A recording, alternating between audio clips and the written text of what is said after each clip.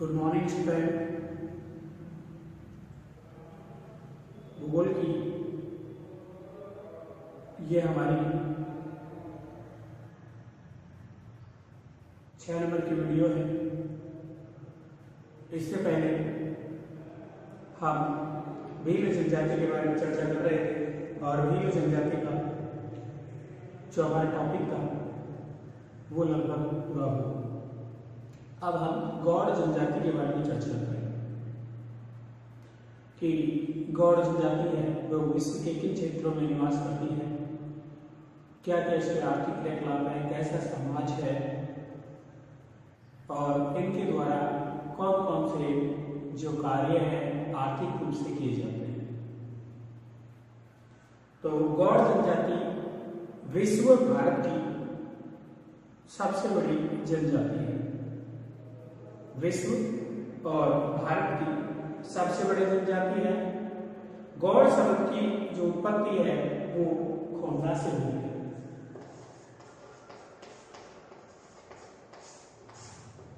गौड़ शब्द की जो उत्पत्ति है वो खोंडा शब्द से हुई है, जिसका अर्थ पहाड़ी है।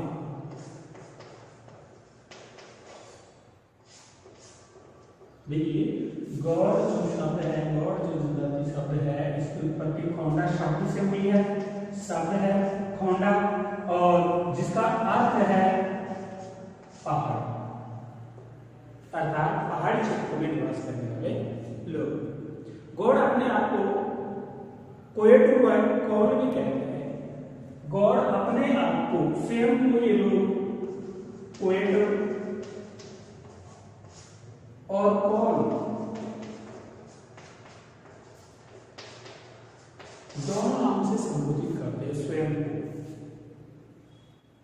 ये प्राचीन राजाओं के वंशज, प्राचीन समय के जो राजा थे उनके वंशज हैं, जिन्होंने 16वीं से और 18वीं शताब्दी तक भारतीय गढ़वाल, देवगढ़, चांगा व खेरला साम्राज्य पर शासन किया।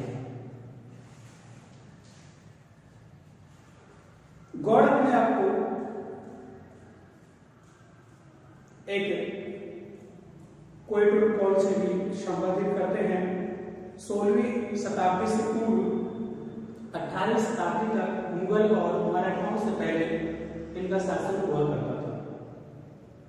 गौड़ जनजाति का मुगल और मराठाओं से पहले शासन हुआ करता था। वर्तमान में इनका निवास दुर्गम पहाड़ी क्षेत्रों में है। वर्तमान समय में ये अपना निवास क्षेत्र दुर्गम जो पहाड़ी क्षेत्र जैसे भील है उनके अनुसार ही या उनके जैसे भील निवास करते हैं उसी प्रकार ये लोग भी पहाड़ी क्षेत्रों में निवास करते हैं। निवास क्षेत्र की वर्तमान में किस क्षेत्र में निवास करते हैं?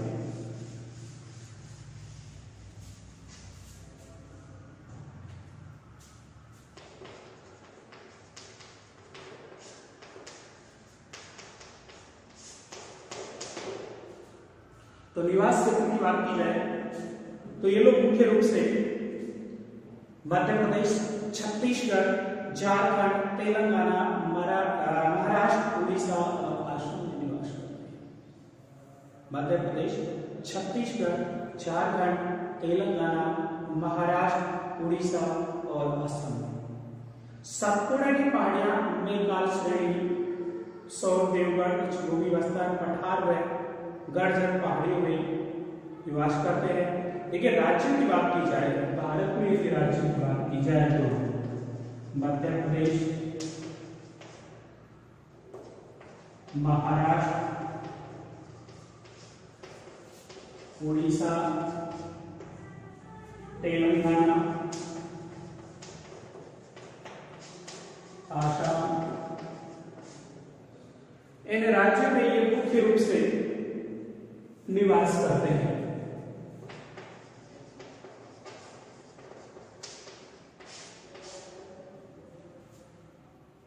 भारत में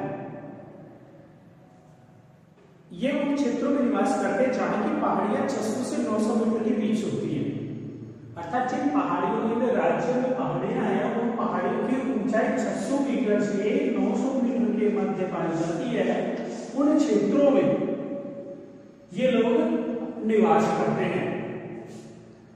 इन क्षेत्रों में देश की प्रमुख नदियां हैं, उनका उद्गम भी होता है। जहाँ पहाड़ी क्षेत्र में देखिए अधिकांश जो नदियां हैं उनका उद्गम है पहाड़ी क्षेत्रों में होता है। 600 से 900 मीटर के मध्य ये जो पहाड़ी होती है वहां पर निवास करते हैं। और पूरे पहाड़ी क्षेत्रों में कुछ नदियां हैं जो उद्गम होती है, जिनमें नर्मदा है, ताप्ती है, सोन है, महानदी है, गोदावरी है।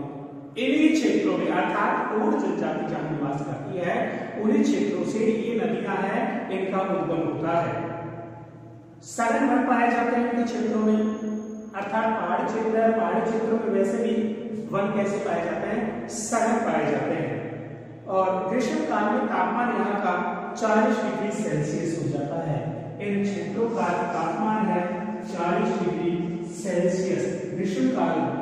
केवल गर्मी की बात की गई है, न कि शीतकाल की। तो ग्रीष्म काल में 40 डिग्री सेल्सियस तक तापमान पहुंच जाता है और वर्षा है 120 सेंटीमीटर से और 160 सेंटीमीटर के बीच पाई जाती है।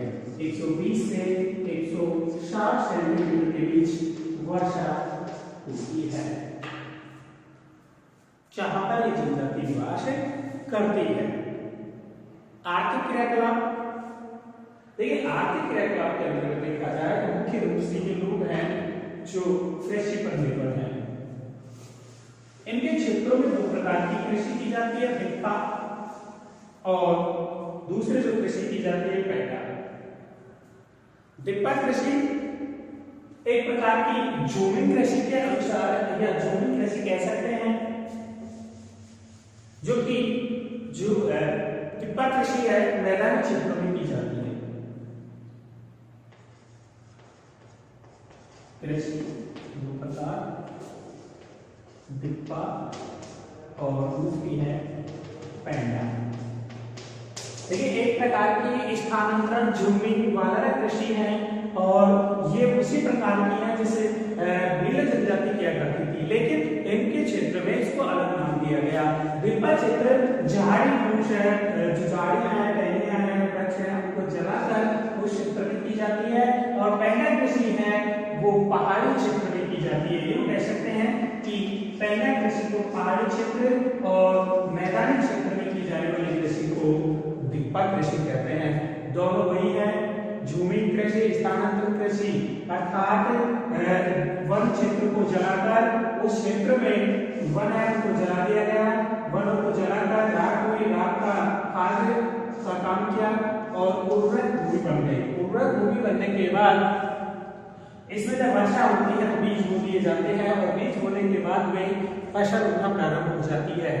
इसी प्रकार फसल लेते हैं, लगभग 1 से 3 वर्ष तक फसल लेते हैं। जैसे जैसे इसकी उर्वरक क्षमता समाप्त होती जाती है ये आगे की ओर वही कार्य करते हैं, अर्थात उस क्षेत्र में वनों को काटना, फिर वही प्रक्रिया, फिर 3-4 साल के बाद कार्य करते हैं और पीछे की तरफ जिस क्षेत्र को छोड़ते जा रहे हैं उन्हें यहाँ धीरे धीरे वन उगना प्रारंभ हो जाता है।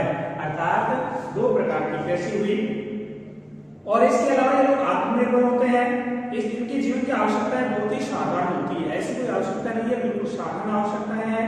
ये झूमी कृषि में आके वन उत्पादन कृषि, संग्रहालय, पशुपालन और मछली पकड़ने का काम मुख्य रूप से करते हैं। कृषि तो करते हैं, उसके साथ पशुपालन का काम करते हैं और मछली और वन से उत्पादन जो संग्रह है वो तो वन से उत्पादन किया के उसका संग्रह किया जाता है।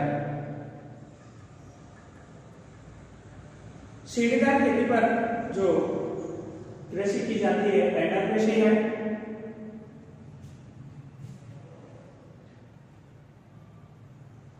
पशुपालन भी किया जाता है। इनमें रावत वर्ग का मुख्य पेशा पशुचारण करना और दूध बेचना है। इनमें एक वर्ग है रावत, उसका जो मुख्य कार्य है वो है पशुपालन और दूध बेचना।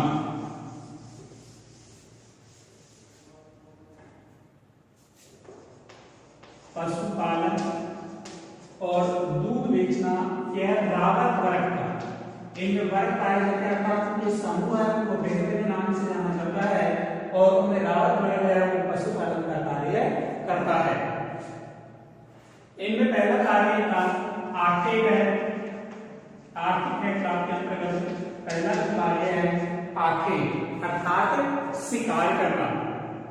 ये जानवर का शिकार करते हैं और शिकार भारत में आगे कर, अब शिकार करना भारत में राजकीय नियमों से निषेध है। फिर भी ये लोग कुछ मात्रा में वन्यजीवों का शिकार करते हैं और धीरे धीरे शिकार का स्थान अब कृषि ने ले लिया है, अर्थात इन्होंने अब जो शिकार करना है बंद कर दिया है और शिकार के बाद अब इनका स्थान जो शिकार का था अर्थात इनका मुख्य कार्य अब क्या रह गया है, कृषि रह गया है। अधिकांश जो गौड़ हैं वो अब कृषक बन गए हैं और इस जो कृषि में भी स्थानांतरित कृषि है उसने रूप लिया है। भोजन, इनका भोजन क्या है, कैसा भोजन करते हैं। देखिए ऐसी जनजाति के बारे में जो पढ़ा था तो हमने पढ़ा था कि भोजन के बारे में कि मुख्य रूप से कच्चा मांस खाते हैं। बुशमैन के बारे में पढ़ा तो सर्वभक्षी है, सभी प्रकार का भोजन करते हैं चाहे शाकाहारी हो या मांसाहारी। इसके अलावा नील जनजाति के बारे में पढ़ा तो उनका मुख्य भोजन दीमक, चींटी, शहद, चावल इत्यादि था। वहीं गौड़ जनजाति का जो मुख्य भोजन है या इनका जो भोजन है कोदू और कुटकी जैसे स्थानीय अनाज, इनके क्षेत्र में स्थानीय अनाज बोए जाते हैं। कुछ स्थानीय क्षेत्र के उत्तराखंड क्षेत्रों में कुछ विशेष प्रकार के अनाज बोए जाते हैं जो उसी क्षेत्र में उत्पादित होते हैं। उनमें गौड़ जनजातियों में उस क्षेत्र में स्थानीय जो अनाज है उनमें कोदू और कुटकी, कोदू और कुटकी दो स्थानीय अनाज हैं, इनका ये अत्यधिक उपयोग करते हैं। सब्जियां घरों में उगाकर व जंगलों से प्राप्त करते हैं और उत्सव और त्योहार पर चावल बनाते हैं। देखिए सामान्यतः कोदू और कुटकी का उपयोग करते हैं, लेकिन कुछ त्योहार वगैरह हो, उत्सव हो तो उस पर चावल बनाया जाता है। सब्जी वगैरह है ये अपने घर पर स्थानीय क्षेत्रों में या जंगलों से प्राप्त कर लेते हैं। इसके अलावा महुआ से बनी शराब का यह अत्यधिक उपयोग करते हैं। महुआ से बनी जो शराब है इसका अत्यधिक मात्रा में इनके द्वारा उपयोग किया जाता है।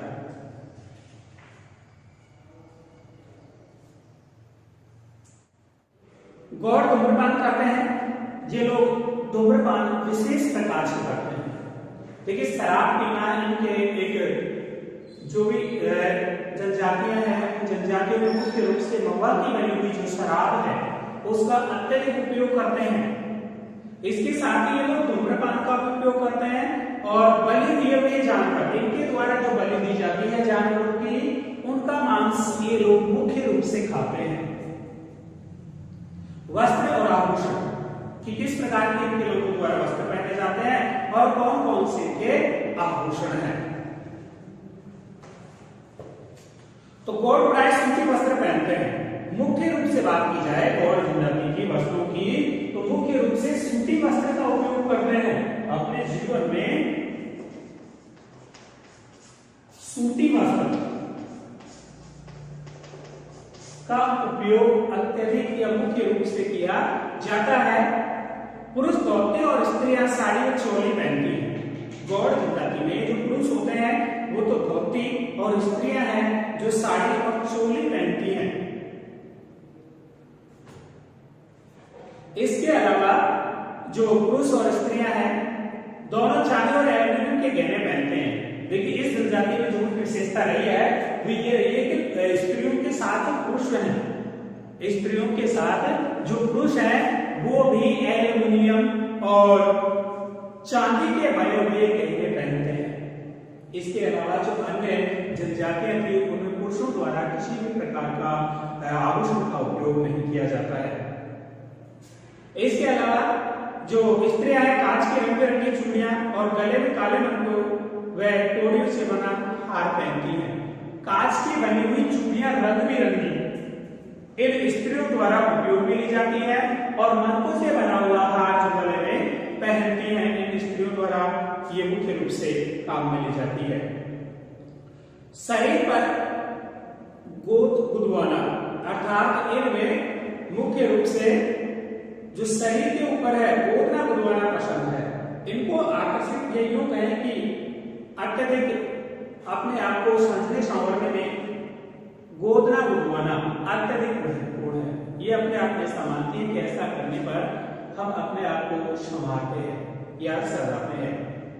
और लड़कियां हैं मुख्य रूप से अपने बालों में, लड़कियां अपने बालों में मुख्य रूप से जूड़े में सफेद बांस से बना, जूड़े में सफेद बांस से बना आधे दर्जन तक कंघी रखती है। लड़कियां हैं जो जूड़ा बनाती हैं उसके अंतर्गत आधे दर्जन से ज्यादा पीछे की तरफ जो जूड़ा बनाती हैं उसमें कंघे रखती हैं। और इसके अलावा स्त्रियां शरीर पर अक्सर टैटू बनवाती हैं। इनमें मुख्य रूप से स्त्रियां। निवास गृह कि इनका निवास गृह कैसा होता है, कैसे ये लोग अपना निवास करते हैं। देखिए एस्किमो के बारे में पढ़ा कि बर्फीले इग्लू वगैरह में निवास करते हैं, बर्फ में निवास करते हैं। वही मुस्लिमों के बारे में पढ़ा था कि चट्टानों में जो गुफाएं होती हैं उनमें बर्फ के टहनियों से बना ली जाती है। भीलों के अंतर्गत देखा था कि पहाड़ी क्षेत्रों में एक समूह के रूप में निवास करते हैं और जो मुख्य भाग है खेत का उनमें जो ऊंचा टीला होता था उस पर अपना निवास बनाते हैं। वैसे ही गौड़ जनजाति के अंतर्गत जो नगले अर्थात पल्ली और छोटे छोटे गांव अर्थात गांव है, छोटे गांव है, नगले पल्ली, देखिए ये संपूर्ण गांव के छोटे रूप होते हैं, उनका समूह होता है।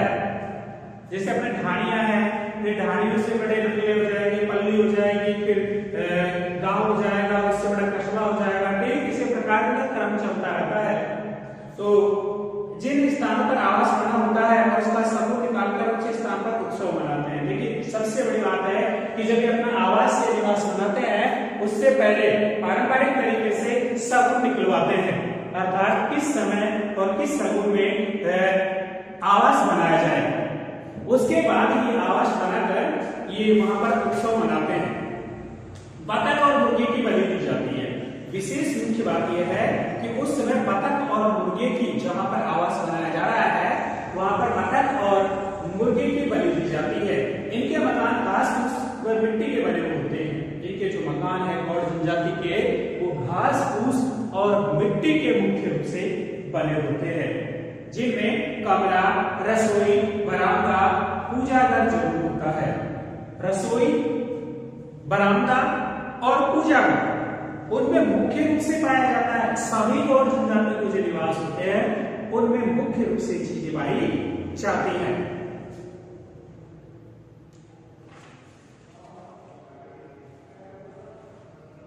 गौड़ नंगला और पल्ली और छोटे गांव में रहते हैं जिन्हें टोला कहते हैं। देखिए नंगला और पल्ली है मुख्य रूप से इन्हें टोला कहा जाता है, टोला। और घास फूस और मिट्टी के बने होते हैं। टोला के पास युवक ग्रह होता है जिन्हें घोटल कहा जाता है। युवक ग्रह होता है इनके पास जिन्हें घोटल के नाम से संबोधित किया जाता है। आगे है औजार और बर्तन। इन लोगों द्वारा कौन कौन से औजार काम में लिए जाते हैं और कौन कौन से बर्तन। तो गौड़ जनजाति में मुख्य रूप से जो औजार काम में लिए जाते हैं उनमें फावड़ा है, खुरपी है, दराती है, कुल्हाड़ी है और तीर है। इनका मुख्य रूप से वो उपयोग करते हैं। स्थानीय कारीगरों द्वारा बनाए जाते हैं। जिनके औजार हैं ये स्थानीय कारीगरों द्वारा बनाए जाते हैं। स्थानीय कारीगरों में लुहार, फालिया, खुरपी, फावड़ा, दराती, कुल्हाड़ी और तीर की नाव बनाते हैं। लकड़ी का सामान ये स्वयं ही बना देते हैं और घरों में चारपाई और लकड़ी के स्टूल होते हैं। दरिया बैठने और सोने के काम में दी जाती है। तो ये मुख्य रूप से तो खुरपा, फावड़ी और दराती, कुल्हाड़ी, तीर की नाव के द्वारा मुख्य औजार है। समाज और संस्कृति कि कैसा इनका समाज है, कैसे इनमें संस्कृति पाई जाती है। तो देखिए गौड़ समाज पितृसत्तात्मक है। देखिए जितने भी हमने जनजाति पढ़ी है उनके अंतर्गत सभी पितृसत्तात्मक है। अर्थात जो घर का मुखिया है वो पिता ही होता है और जो बुजुर्ग है घर का मुखिया बुजुर्ग है जो परिवार में वही मुखिया होता है। सबसे बुजुर्ग पुरुष परिवार का मुखिया होता है। गांव का मुखिया मुखादम पर चौकीदार कोतवाल कहलाता है। जो गांव का मुखिया है उसे मुखादम कहा जाता है। गांव का मुखिया मुखादम, गांव के मुखिया को कहा जाता है मुखादम।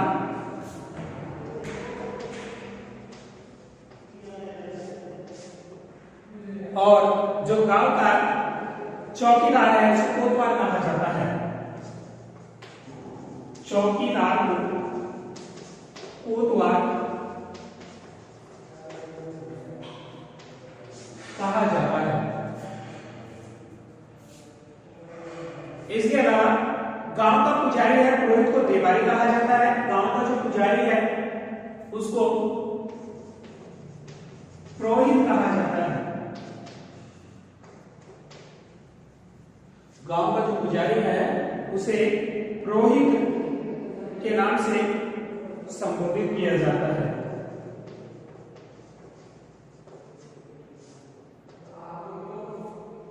देवारी भी कहा जाता है।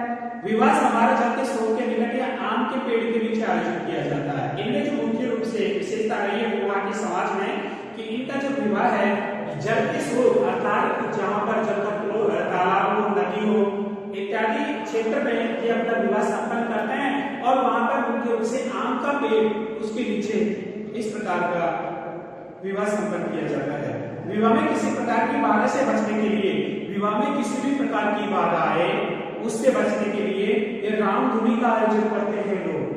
रामधुनी इन लोगों द्वारा उस समय की जाती है कि विवाह में किसी भी प्रकार की कोई समस्या उत्पन्न न हो। गोड बोली द्रविड़ भाषा परिवार से संबंधित है। इनकी जो भाषा है वो द्रविड़ भाषा से संबंधित है जिसका संबंध तमिल व कन्नड़ से है। धूलिया बोल एक प्रमुख गायक जाती है जो प्रधान बोल की गौर गाथा गाकर सुनाती है।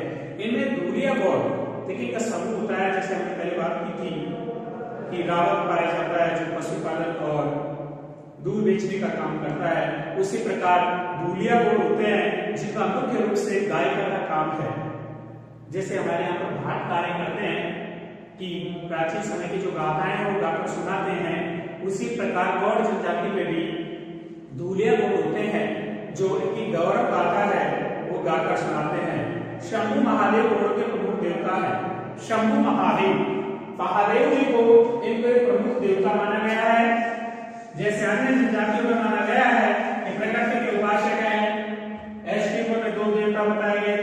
एस्किमो में जागरूक होने के लिए ओझा का प्रयोग किया गया, वहीं दूसरे में भी प्रयोग किया गया कि इनके देवता प्रकृति के उपासक हैं। इसके अलावा भील में भी किया गया। इसी प्रकार गॉड में भी इनको जो देवता बताए गए हैं, शंभु बताए गए, महादेव बताए गए हैं। गॉड में कबाड़ी प्रथा का प्रचलन है। इनमें कबाड़ी प्रथा पाई जाती है।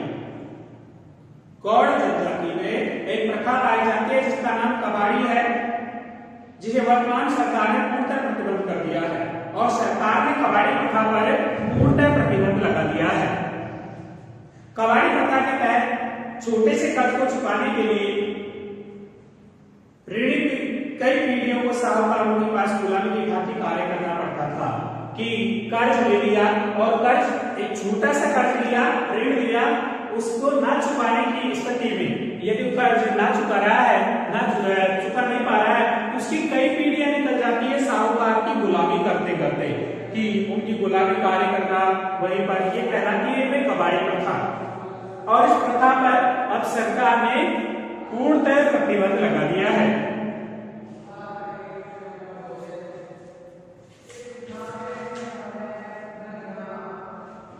गौड़ जनजाति के लोग नृत्य और गीतों के साथ परंपरागत उत्सव मनाते हैं।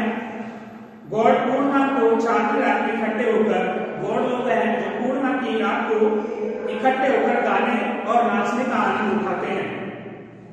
ये लोग हैं जो नाचने और गाने का आनंद उठाते हैं इसमें।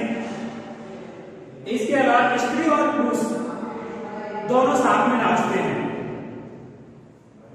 धूलिया गौड़ के उनको गायिका जाती है और प्रधान मान की जो मान्यताएं हैं उनको इतिहास में गाकर सुनाती है।